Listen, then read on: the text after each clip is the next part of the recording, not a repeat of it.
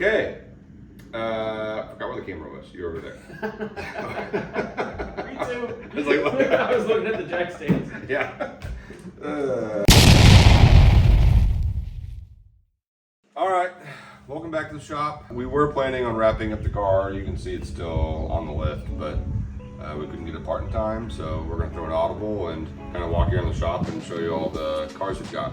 Happy birthday, Todd. Yeah, oh, it's my birthday. So, yeah, this will be a chill video. We're not really on any time constraints to do any projects, but we figure we've got multiple race cars and some dailies and some old classics that we've never shown the channel, so. Still good content, just not working on cars, hopefully not making mistakes. Yeah, so. We'll see. Yeah, if you're into cars, hopefully you stick around. This should be a fun video, but if you're looking for a build video or something, this is not that. That'll be coming soon. Going soon. I guess we'll start on this one. I'm sure you've seen this car multiple times. If yeah, you're it's the start of the channel. Yeah, so this is a 2005 Mustang GT. My parents bought me this car back when I was in college. It was mostly stock at the time. I think the previous owner had done some slight modifications, but now you can see it's a full race car. You know, you've seen all the stuff Dan and I have done to it, so it's full bolts on as far as the engine goes. Yeah, you have Ford Racing intake, Boss intake, twin throttle body. Yeah, full throttle body. Yeah, cams, headers, full exhaust, a tune. Yeah.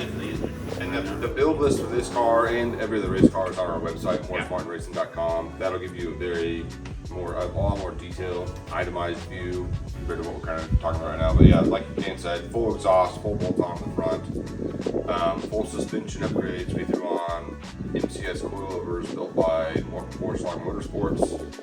I think we replaced most of the suspension pieces on this car with either a white line performance or I think there's a couple Steeda pieces. And then aero, it's got full kit like this from Carter's Customs. Front and rear diffuser. Yeah, side skirts. This rear wing, which is from 101 Aero Blur. He's got his own website that we added this wicker rail to this past season. With these rods. The interior is fully gutted, got Corbio race seats, a Sparco racing wheel. We just installed a full push start kit. There's a very good video that Dan did for that. Yeah, deleted the keyed ignition. Yeah. Relocated the battery to the back in a box. And then we did some custom gauges in there and a radio delete panel, which ended up looking pretty good. Yeah, and all of that is on our content, on our channel that you can go back and watch right now. So, you know, if any of that sounded interesting to you, go look through our content and you can find it in there. Yeah. Yeah, that's our, I think, future plans for this car. What do you think? Yeah, time attack, right? Time attack. So right now we've purely been doing autocross with this car, and it's very capable in that. You know, we're competitive doing autocross, but I think with our limited amount of time we spent on the track, I love the way that feels a little more than your cone racing. So I would love to get this car to a point where we're doing time attacks, time trials, things like that. Probably an engine swap in the future.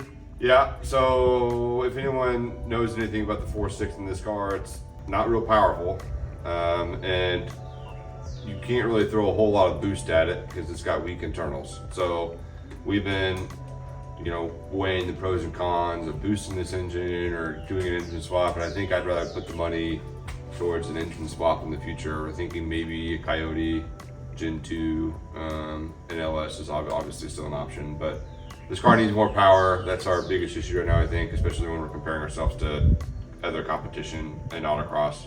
When we went to Nationals last year, we were by far the least powerful car in KMC. Yeah, I think that's true. I was trying to remember if there was any other cars out there that would have been in our same power rating, and I don't think so in KMC. I think we were outclassing KMC on power. Now we probably had some better suspension than some of those guys, but yeah, we have some wishes that we would like to meet on the power rating there. Yeah. So that's a future hope for this car. Not going to happen this season. Money doesn't grow from trees. So yeah. But at some point, throw an engine into this, probably convert it more into a time trial car and be more track prepared. So that's that. We missing anything? No, I think that's it. I mean, obviously, the individual components, like I said, they're all on the channel, so we can get an in-depth dive on those. But this is going to be high level for all of these cars, and this is by far the most invested car we have with all the mods and everything. So Yeah. everything else is kind of like, well, the rally car is full rally. Yeah. We've dumped way more money into this car than what's worth. So accurate. Yeah. Mostly Todd. I've only invested a small amount. Yeah, but I mean that's just how race cars go. It's just a passion project and a hobby, and you kind of know that the money you're going to put into it, you're not going to get back out. So, all right, so let's move on to the rally car. Yeah. Yeah. All right, we'll see you over there. All right. Well, now we're on to the rally car. We picked this car. Well, your dad picked this car up in Iowa from a guy who had built it for rallycross. Said he has some success in his region. We have gone to 2 events, no success. Part of it is the first event, the course conditions were pretty poor. The tires got full of mud immediately. The other contributing factor to that, we believe, is that we have a 7.5-inch Ford rear end in this thing, and it's open diff, so it's just kind of just not great for putting power down in the dirt. So that's something we plan to address pretty quickly in the near future. Outside of that, it's a 2004 Mustang with a V6, 3.8 liter V6, making 200-ish horsepower when it came out of the factory. Don't know what it's doing now. It's probably filter chock full of mud and dirt, but nothing that I know of in engine stuff. Maybe some spark-related things. Yeah, a couple of bolt-ons just to keep it running well over the years. Fully gutted interior. The dash is still in it. Has a bolt-in roll cage. 2 Corvo seats. Quick disconnect on the steering wheel with a NRG hub. Sparco wheel. Battery also relocated to the back on this one. We have these sick-ass rally lights that we have not yet used, probably will not use unless we get into stage rallying, which is also another dream of ours. It doesn't look great. It has these kind of interesting graphics on it. It's character, but I don't know, other than that. Yeah, I think Dan also forgot to mention that we might just be really bad at driving in dirt. It can't be that time. Yeah, so. No, it's definitely that. Yeah, I mean, like, when our last rally event, it was pretty good surface. I think it was real loose, fine dirt. Yeah. Which was not great for traction and getting out of that. But I think there were other people that were having much better times than us. Yeah. And cars with similar powers. I mean, I got beat by a Miata. Yeah, and I felt fast out there when I was driving, but I would come up to Dane afterwards and be like, "You look really slow out there." So obviously there's some disconnect about how I feel like I'm driving, how the car's actually driving. So yeah, we'll get better at it. Rallycross is not our main passion right now. I mean, clearly we've been building the SM97 you just saw. But like Dan said, I would really love to get into stage rally. Same. And I think we've already got an agreement that he would much rather drive. I would love to be the passenger and help guide him. So. Crazy. I can't believe you think that. Yeah. But it works out well for us if that's how we want to do it. I don't know that this is the car that will go stage rallying in. It's closer than any of our other cars to that point, but I believe that we need a lot more safety built into this car before that becomes a reality for us. And then I don't know that that diff is right for us. I don't know, but we'll probably look into it and give it a shot and see how we do with it. But yeah, it's a little bit of a challenge to get into stage rallying. Car's dirty, stage dirty. It's a rally car. We don't do anything to it. I don't know, future plans for this, like we said, maybe rally stage, but I don't think anything outside of that. No, it's been just a fun project to buy into. We wanted to try out rally, and this kind of fell into our lap, and some guy offered it to us, so we quickly scooped it up, and it's been a fun experience. So yeah. Now we'll move on to one of my favorites, the Capri. So hold on, we'll see you in a second. This is a 1986 Mercury Capri, and you're probably thinking that looks like a Mustang, because it does, and it kind of is. It is. Yeah. So this is like you said, 86, last year of the second generation Mercury Capri. And I guess it was the last year for, 5 years? They took a break for 5 years, and then Mercury came back with I don't know why they decided to call it you should Capri. see what they made for the gen after this Capri. 91, they came back with the Capri, and it was We'll show a photo of it. awful. Yeah, so they really destroyed what is a very cool car. This is arguably cooler than Yeah. an 86 Mustang, depending on your tastes, but the front end is different. I really like the front end of it. The back glass is, what do we call it? Bubble hatch. Bubble hatch, which is very 80s, but looks cool. It's different than the Mustang. It also has different tail lights. It's got T-tops. Did the Mustang come with T-tops? I'm sure. I don't know, Oh, I don't know. but I actually don't know. But maybe they didn't, and that would, one more tick for the Capri. It is cool. I don't know how many years ago. It was 3 years ago. We had some old tires on it. Yeah. And we were starting to get into autocross with this car, so we had bought some AO52s, which are on them now. But we had old tree tires that we had to get rid of, and I'm sure we have some footage of that later on. Yeah. We'll put that in there. But this thing roasted tires. A lot of fun. It handles like a boat in choppy waters. Yeah, I think it has the same shock scheme width from 86. Probably all of them are shot. When we autocrossed it, yeah, it felt like we were driving a boat out there. The body roll was unreal. Yeah. But we really haven't spent much time on it or money. This is basically kind of how we bought it. So my dad and I found this car down in the Lake of the Ozarks, out in some lady's front yard with weeds growing under it, and we bought it from her for real cheap. What year? We bought this back in 1999 or something, a long time ago. It's been sitting here. It's a project we want to get to. I would love to get this thing fixed up either into like another track car. Now Dan's been very interested in drag, so this would be a pretty mean drag car. I mean, there can't be very many Mercury Capris out there running the strip. So It does have the Ford 302 5-liter V8 from the day. Has some kind of performance parts on it. Looks like headers. Has a Flowmaster sticker on it, so got some stuff. I saw an Excel coil in there. Stock interior. We did swap out the driver's seat when we started doing autocross with it, so it has another Corvo seat. Mhm. Yes, fixed back on this one. I don't know why we had one fixed back seat, but we did. Put some lap belts in there. Like I said, AO52s. We hit the track at autocross. Did a bunch of this.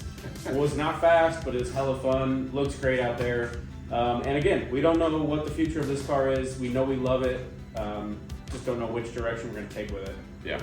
I mean, this might be my second favorite car in the fleet after the S97 off the fleet, maybe. I don't know. I just love the way this car looks. I love a good box body. This thing's pretty unique. You don't see many of them around, especially with the bubble hatch. I didn't know this, but I guess the bubble hatch is pretty rare. Very expensive nowadays if you have to replace it. So Or impossible, maybe. We don't maybe even know. impossible. Yeah. So hey, if you know how to manufacture glass and shape it, there might be a market there for guys looking for. Definitely. Of the 5 people watching, one of them is going to specialize in forming bubble glass for a 1986 Ford Mercury Capri. Or, Yeah. excuse me, Mercury Capri. There's at least a market of 10 people out there that buy it. Cool car. Haven't done much to it. Want to do a lot to it. Yeah. And we'll get there. So, Yeah. what to next? We've done our race cars. Yeah, so these are the race cars. We've got one more Mustang. We'll show you that quickly. Oh, yeah, It's we've not in, done the Mustang. Yeah, it's in a different garage. We'll pull it out. That's next. Yeah, we'll do the next. So we'll see you there. All right. Last but not least on the race cars. This is a 2019 Mustang GT. Very fun. Yep. Very fast. Yep. Has a Gen 2 Coyote in it. After the upgrades we've done, I think it makes around 500 horsepower. So a lot more than any of the other cars we have in the suite. So we have done intake, full exhaust, headers, of course exhaust with the tune. We upgraded to performance pack turbos Yep. In the front. in the front. We didn't touch the back brakes. Yeah, we put a cool Skida wing on the back. New grill. New Cervini front grille and lower grille. Gives the front a very aggressive look, which I love. Lowered on iBox springs. Yeah, and we just lowered it on more aggressive sport line iBox. So the car before sat real high. It looked real goofy. Yeah. Especially on these RTR Tech 7s. Staggered stance, 9.5s, 10.5s. Now on Falcon RT660s. with the iBox. I love the way the car sits now. It looks very good. This is an autocross car / weekend cruiser. Yeah. That his dad autocross. Yeah, I mean, I would love to turn this into something more aggressive, but not my car, my father's. So he loves autocrossing in it. So we're happy to keep building this into a official autocross car. I would love to see this out on the track someday because I know it's very capable, but we'll see about that. So, future for this. Supercharged. Yeah, so we asked my dad about that this morning before we started recording. Like, hey, what do you want to do to this car? And he said, I think right now he feels like he's still a limitation for the car. The car is faster than he is capable of driving it. Faster than us, really. Fast, yeah. But at some point, he would love to throw a supercharger onto it, which, I mean, hell yeah. Who doesn't like that? Yeah. Who doesn't like a good amount of boost? So that, and then I'm sure along with the supercharger, we're going to do some other accessory upgrades to make the car safer and handle. But there's that. So I think that's all the cars we will track or autocross, and I think we'll touch on maybe some of the classics. Yeah. Some of the classics. So we'll show you those soon. All right, now on to the classics. We're going to start off with this baby blue 1964 Oldsmobile F-85. Yeah. So how long have you had this in the family? This was my grandmother's car, great grandmother's car, and it's been in the family so long that she used to take my dad to church on Sunday mornings. So a long time ago, a while. Okay. Yeah. Yeah. So this is kind of interesting. It's in real great shape. It's almost like a barn find. You know, if there was a market for this type of thing, you know, you'd have a real great example for it of it. But why don't we take this one for a drive and we'll talk about it some more. Yeah.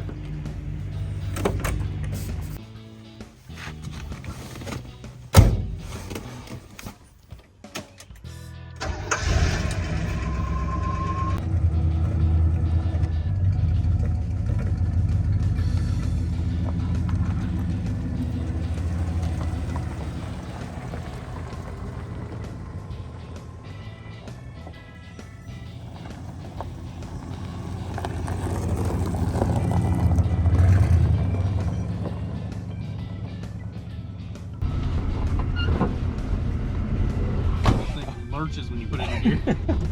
Yeah.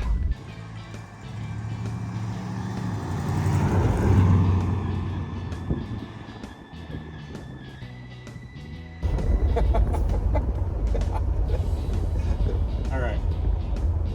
So this is the 1964 Oldsmobile F-85 Deluxe. I don't know what the Deluxe is because it has no air condition, no power windows, no power steering, no power brakes. Correct. So you figure out what the Deluxe means, but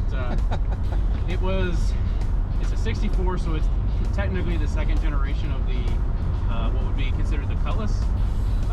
And this engine option is the 330 cubic inch Jetfire V8. And the story goes that this was slated to be a highway patrol car. So it's a four-door and it's got the powder blue, try not to hit something in the street. Whew.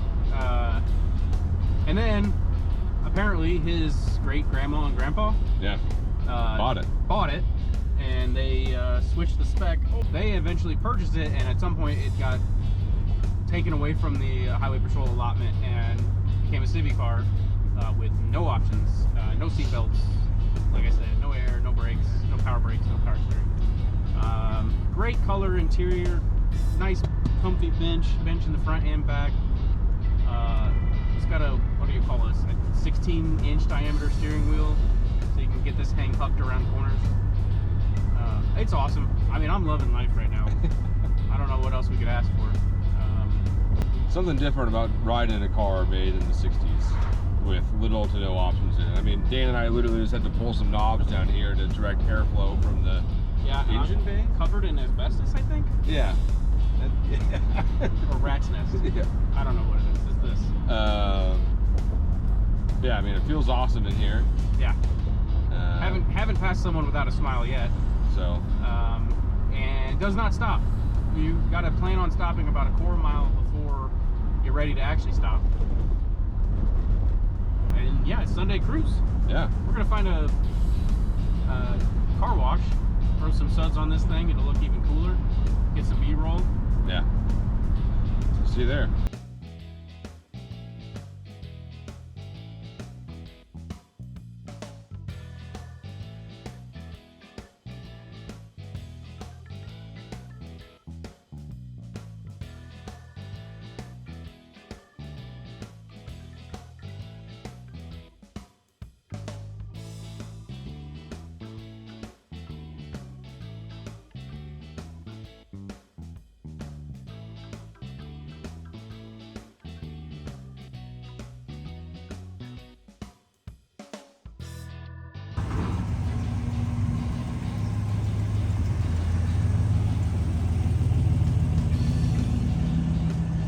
How do you know you're driving a car with no power brakes? So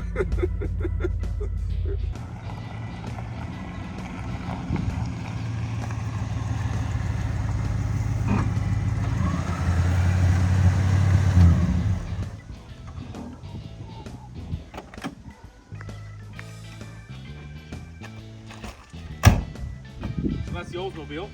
Got one more classic over here, a Chevy C10. Let's go take a look.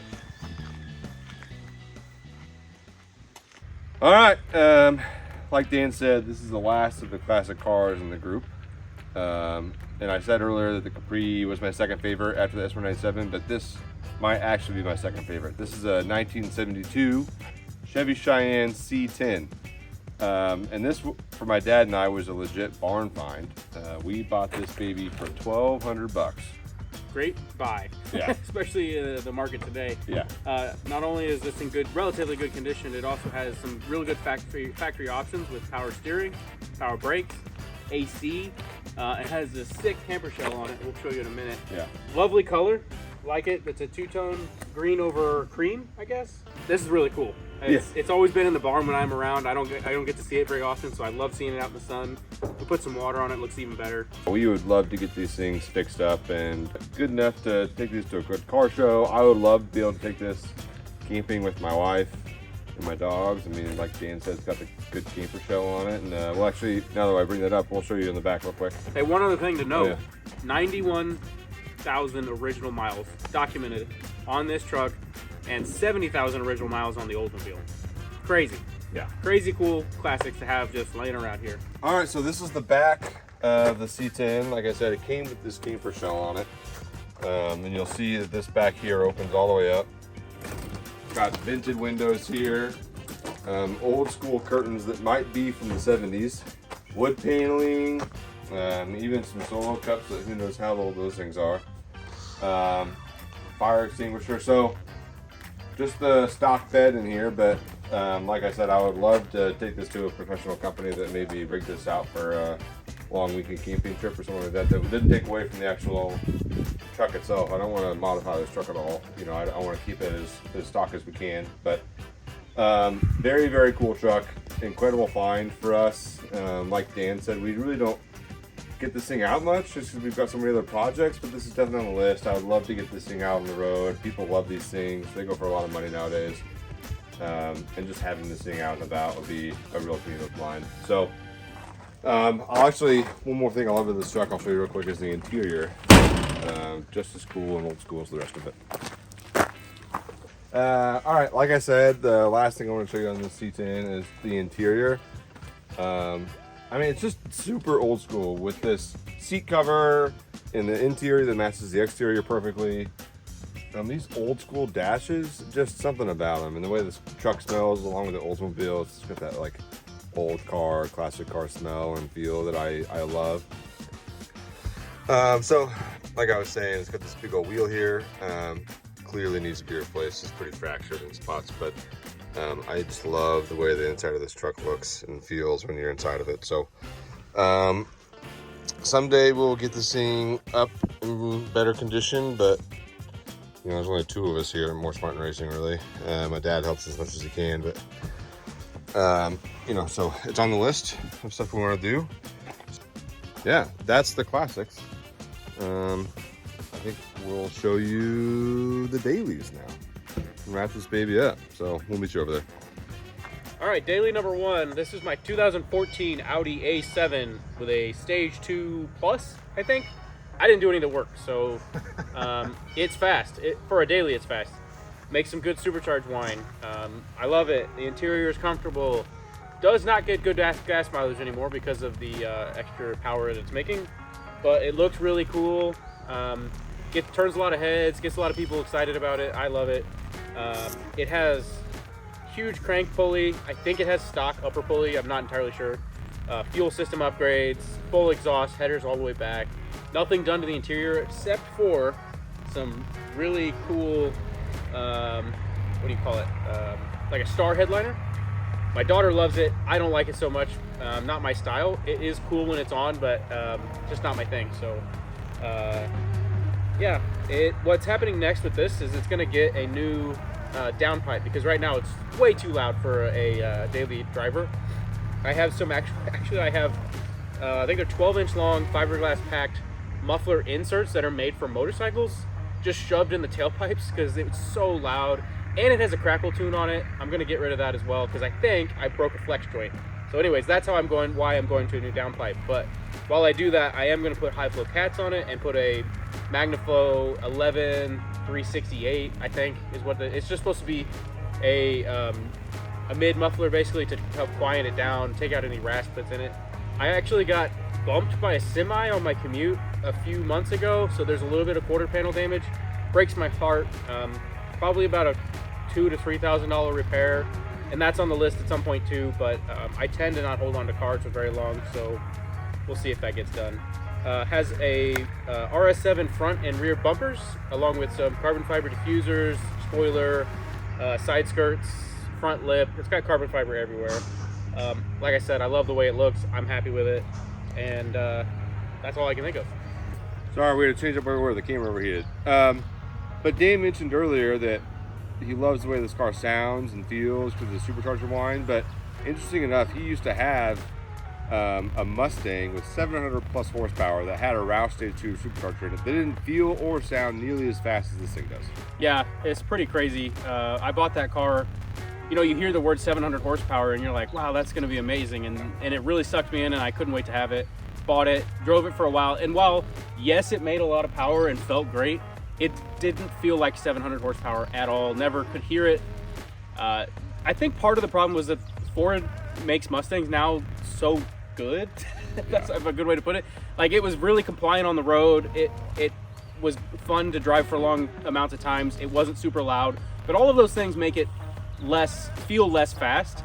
And so I think that was what I was dealing with, is that thing just rode so well and made the power so smoothly that it just didn't feel like it was making 700 horsepower. Whereas this is now loud and all-wheel drive, so it launches hard. In a lot of cases, it does feel as fast as the Mustang, even though it probably wasn't. But the point of switching from the Mustang to this was Todd and I started working together on more smart racing, and he is allowing me to drive his Mustang for all of our events.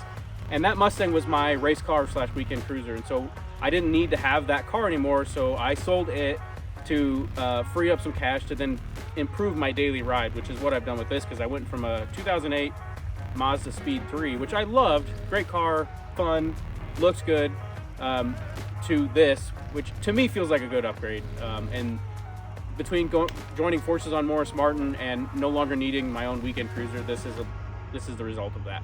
So yeah, this car is great. I love this car. So yeah, and I think Dan even mentioned earlier he doesn't keep a car for too long, which is funny because my dad and I are the exact opposite, as you can see. But this has been one of my favorite cars you've owned. Maybe same. I think I like the C6 a little better, but RIP. Maybe someday we'll own another one. Yeah, I do miss my C6. I do this where I'll sell a car and then regret it for the rest of my life. That one's probably at the top of my list. Yeah. But I love this, and like I'm getting my fix with the S197 on the track. Yeah. I don't know what's next. I need to do some stuff to this to get it to where I want it. And I think I'm going to go that route rather than selling it, but, you know, ask me tomorrow. Yeah. He's also got a kid, and this is great for commuting a wife and a daughter and all that stuff. Right? Yeah. You couldn't do that in half of the other cars you've owned. Yeah. So, for anyone wanting a fast daily, I would definitely recommend this. Yeah, the 3.5 liter V6 supercharged, 3 liter V6 supercharged engine in the Audi platform, whether it's the S7, the A7, or sorry, whether it's the S4, A7, even the SUVs, they all have this same engine. They're very reliable outside of some oil consumption and PCV valve issues, and can make a lot of power and don't sound terrible if you do the right exhaust, but that's the tricky part. But anyways, this platform within Audi is really great for daily drivers and making good power. Yeah. Onto the Jeep? Yes. Onto the Jeep. Okay. All right, and this is my daily. This is a 2018 Jeep SRT. And I really can't talk about this without a grin on my face. I love this thing. I had never really bought a car before this. I mean, my dad had gifted me the Mustang when I was in high school. I drove my parents' 2010 Ford Edge up until it died. And then when it was dying, I thought, you know what? I'm going to look into a Jeep, or at least an SUV that is capable, fast. So I test drove Kia Tellurides. I test drove a Ford Explorer ST. But the second I sat into this thing and test drove it for the first time, I knew it's exactly what I wanted. It's got a 6.4 liter Hemi, naturally aspirated Hemi V8. So it's the same engine that the Trackhawk has, just without the huge blower on it. So this thing makes a tick under 500 horsepower, all-wheel drive. And the main thing I love about this is that it tows like a beast. So this thing's got 7,200 towing capacity, and we tow the Mustang on the open-ended tilt trailer, and I can hardly feel it when it's behind the Jeep. The one thing I will complain about is that the springs on this thing, the shocks, they give a lot. So whenever I got the trailer hooked up to it, the rear end sags. I should buy some bags to throw in the springs to help with that. But I mean, I've been very, very pleasantly surprised towing with this thing. We've towed it all the way to Lincoln for nationals, and to Kansas, and all the way to St. Louis and stuff. So, And Austin. and yeah, we towed a camper all the way down to Austin, Texas for COTA last year for the F1 race, and all the way back, and it did great. So very, very good daily. Again, kind of like Dan's, not great on gas mileage, but you know, if you're wanting a fast daily, you know, I'm willing to cape on that a little bit. So I love the way this Jeep looks. Same body kit that the Trackhawk has. Also, if you're not wanting to spend a lot of money on the SRT, I was also looking at, there's a Jeep trim package called a Limited X that has the V6 in it. Still has the vented hood that this has, gives it a little bit of aggressive look without the more aggressive front and back end. But yeah, I mean, Dan and I love driving around this thing. He tows the Mustang with me everywhere in it. So Yeah, the one thing I'll add to what he said is that this thing turns heads like crazy.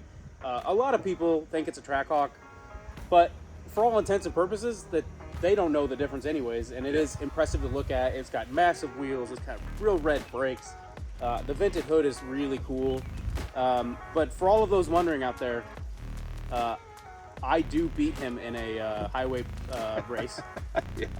Reconfirmed a few times over the years of our ownership here. But no, we both have like very similar types of dailies. Yours is more capable in that it's an SUV, has crazy towing package, and but they're both black. They both look great. They both make a lot of power. They both don't do great on gas mileage. But you know, we love these things. Happy with them. And Dan said, like, a lot of people think it's a Trackhawk. I get asked all the time, is that a Trackhawk? And my answer is always, no, I wish. And is that an RS7? No, I wish. Looks like it, just not as powerful. Maybe someday. So I think the only difference is the Trackhawks come with yellow Brimbos. Yeah, that's a good way to tell, is the yellow Brimbos. Yellow, if they have big yellow calipers on it, likely Trackhawk. And of course on the side it says Trackhawk Supercharged right here. So look out for that. But this is hot. Can't lean on it. So I think that's all the cars. The main ones. Yeah, I mean, we're not going to talk about my wife's daily. Or we've got some work trucks back here. Oh yeah, we have a tow vehicle. Well, this is our tow vehicle, but we have a backup Ford F-250. Your dad has a Dodge 2500. I think. But that he uses that for his business.